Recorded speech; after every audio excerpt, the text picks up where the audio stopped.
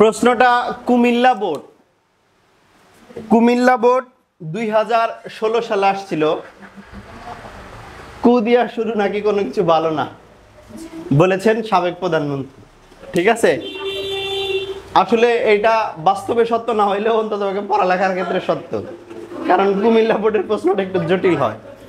যাই হোক, তাহলে তাপমাত্রা দেওয়া আছে এবং গ্যাসের আয়তন দেওয়া আছে। তাপমাত্রা পরিমাপের একক দেওয়া আছে কেলভিন এককে, আয়তনের মানগুলা দেওয়া আছে লিটার এককে। বোঝার চেষ্টা করিও। তিনটা তাপমাত্রা দেওয়া আছে, একটা 273 কেলভিন, 298 কেলভিন এবং 303 কেলভিন। এবং এই তিনটা তাপমাত্রার রেসপেক্টে গ্যাসের আয়তন দেওয়া আছে 22.40 লিটার, 24.45 লিটার এবং 25.10 লিটার। এখন প্রশ্ন বলছে যে উদ্দীপকের উপাত্ত থেকে পরম শূন্য তাপমাত্রার যে কনসেপ্টটা সেটা প্রতিষ্ঠিত করা যায় কিনা গাণিতিকভাবে বিশ্লেষণ করো অথবা বিশ্লেষণ করো, এরকম প্রশ্ন। বুঝতে পারছো? এখন তোমাকে আগে তোমরা জানো সৃজনশীল পদ্ধতি অনুসারে একটা সৃজনশীলের 4 মার্ক, একটা সৃজনশীলের উচ্চতর দক্ষতায় 4 মার্ক থাকে, তাই না? এই 4 মার্কের এক কিন্তু জ্ঞানমূলক, এক কিন্তু অনুধাবনমূলক, এক প্রয়োগমূলক এবং এক হচ্ছে উচ্চতর দক্ষতা, এরকম পার্টিশন করা থাকে। তাহলে এই প্রশ্নের আনসার যখন লিখতে যাবা তুমি, যে 1 মার্কের যে জ্ঞানমূলকের মানটা সেটা কোত্থেকে দিবে জানো? এই প্রশ্নটার ব্যাখ্যা লিখতে গেলে অবশ্যই প্রথম লাইনে পরম শূন্য তাপমাত্রার সংজ্ঞা দিতে হবে। পরম শূন্য তাপমাত্রা কি বলতে হবে? আমরা জানি যে কল্পনাযোগ্য সর্বনিম্ন যে তাপমাত্রায় কোনো গ্যাসের আয়তন তত্ত্বীয়ভাবে শূন্য হয়, থিওরিটিক্যালি শূন্য হয়, তাকে পরম শূন্য তাপমাত্রা বলে। কারণ থিওরিটিক্যালি বলছে কেন? কারণ বাস্তবে কোনো গ্যাসের আয়তন কখনোই শূন্য হইতে পারে না, তাহলে থিওরিটিক্যালি হবে। এই সংজ্ঞাটা দিতে হবে। লিখে বলবো কল্পনাযোগ্য সর্বনিম্ন যে তাপমাত্রায়, লেখো কল্পনাযোগ্য সর্বনিম্ন যে তাপমাত্রায় কোনো গ্যাসের আয়তন তত্ত্বীয়ভাবে শূন্য হয় তাকে পরম শূন্য তাপমাত্রা বলে। এবং পরম শূন্য তাপমাত্রার মান এবং পরম শূন্য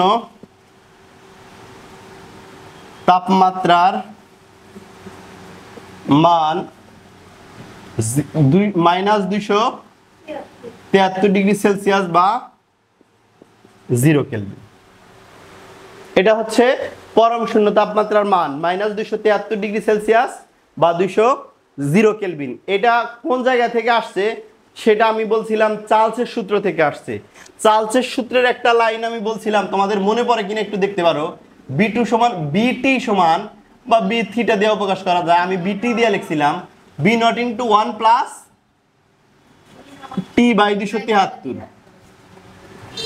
এরকম লিখছিলাম, তাই না? তোমরা একটু একটা কাজ করো, সেটা হলো টির মান -273 বসাও। টির মান যদি -273 বসাও, দেখো আয়তন শূন্য হয়ে যায়। এই যে থিওরিটিক্যালি শূন্য হয়েছে, এটা বাস্তবে সম্ভব। থিওরিটিক্যালি টির মান যদি 273, আমরা চার্লসের সূত্র এই লাইনটা পড়ছিলাম, BT সমান B0 * 1 + T/273। এবং এই জায়গায় যদি তোমরা কি করো, টির মান -273 ডিগ্রি সেলসিয়াস বসাও, তাহলে দেখো -273 এর সাথে এই 273 কাটা যাবে, এখানে -1 থাকবে। তাহলে প্লাসের 1 মাইনাসের 1 কাটা 0, 0 * B0 মানে 0। তার মানে এই গ্যাসের আয়তন শূন্য। বুঝতে পারছো ব্যাপারটা? তাহলে থিওরিটিক্যালি শূন্য হয়ে যায়, এটাকেই বলা হয় পরম শূন্য তাপমাত্রা। এখন তাহলে পরম শূন্য তাপমাত্রা একটা ব্যাপার মনে রাখো, আয়তন শূন্য হবে। তাহলে এই জায়গা থেকে আমরা পরম শূন্য তাপমাত্রার কনসেপ্ট বিল্ড ইন করতে পারি কিনা দেখো। তুমি এই ডাটাগুলা যদি x অক্ষ বরাবর বসাও, তুমি x অক্ষ বরাবর বসাইবা কি, মনে করো তাপমাত্রা, আর y অক্ষ বরাবর বসাবা আয়তন। আচ্ছা ঠিক এই মুহূর্তে খেয়াল করো 273 কেলভিন যখন তাপমাত্রা আছে, 273 কেলভিন তাপমাত্রা যখন আছে,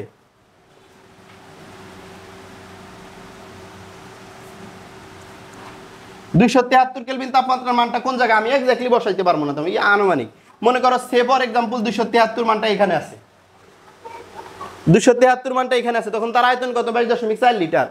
আমি আয়তন 22.4 মনে করো ধরলাম এই জায়গায়,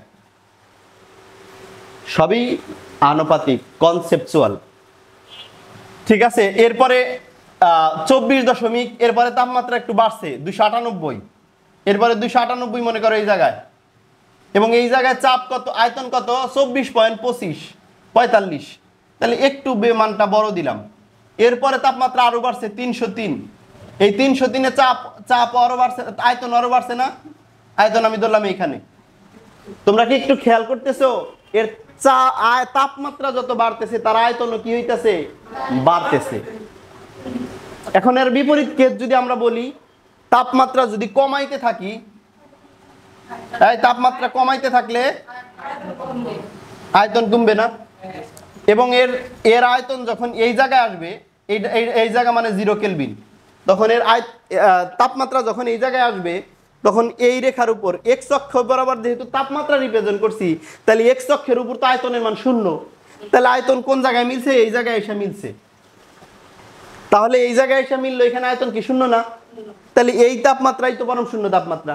তাহলে উদ্দীপকের ডাটা থেকে আমরা পরম শূন্য তাপমাত্রার কনসেপ্টটা নিয়ে আসতে পারি কিনা, যে এই গ্রাফ, এই ডাটা থেকে আমরা দেখতে পাচ্ছি যে আয়তন বৃদ্ধি পাইলে, তাপমাত্রা বৃদ্ধি পাইলে তার আয়তন বৃদ্ধি পায়। তাহলে আমরা যদি এর বিপরীত কেস আলোচনা করি, যে তাপমাত্রা হ্রাস করি, তাহলে তার কি হবে, আয়তনও হ্রাস পাবে। এবং একটা সময় এসে দেখা যাবে যে এই গ্রাফটা তাপমাত্রা কমাইলে আয়তনও কমতে কমতে একটা সময় আইসা থিওরিটিক্যালি 0 হয়ে যাবে, অর্থাৎ এক্স অক্ষের সাথে মিলবে। তাহলে ওই যে জায়গায় এক্স অক্ষের সাথে মিলিত হইলো রেখাটা, ওইটাই হচ্ছে পরম শূন্য তাপমাত্রা। কথা বুঝাইতে পারছি? হ্যাঁ, ব্যাখ্যা এইটুকু কথা লিখে দিতে হবে। হ্যাঁ।